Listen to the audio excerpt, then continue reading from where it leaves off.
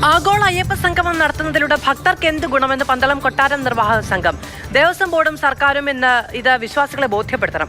ശബരിമല പ്രക്ഷോഭകാലത്തെ കേസുകൾ പിൻവലിക്കണമെന്നും യുവതീ പ്രവേശനത്തിനെതിരെ സുപ്രീം കോടതിയിൽ പുതിയ സത്യവാങ്മൂലം നൽകണമെന്നും പന്തളം കൊട്ടാരം നിർവാഹക സംഘം സെക്രട്ടറി MRS വർമ്മ ആവശ്യപ്പെട്ടു.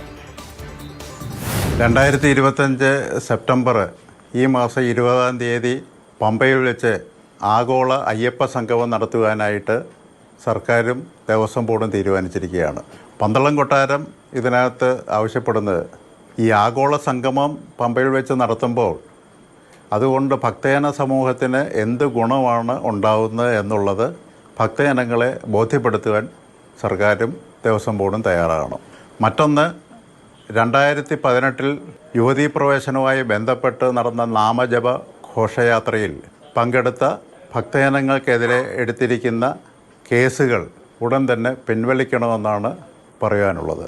2018 സുപ്രീം കോടതി വിധിയിൽ സർക്കാരും ദേവസ്വം ബോർഡും സ്വീകരിച്ചിരിക്കുന്ന നിലപാടിൽ നിന്ന് വ്യത്യസ്തമായി പുതിയ അഫിഡാവിറ്റ് കൊടുത്ത് ഭക്തജന സമൂഹത്തിന് വിശ്വാസത്തിലെടുത്തുകൊണ്ട് അവർക്കൊപ്പം നിൽക്കണമെന്നാണ് പന്തളത്ത് കൊട്ടാരത്തിന് ഇക്കാര്യത്തിൽ പറയാനുള്ളത്.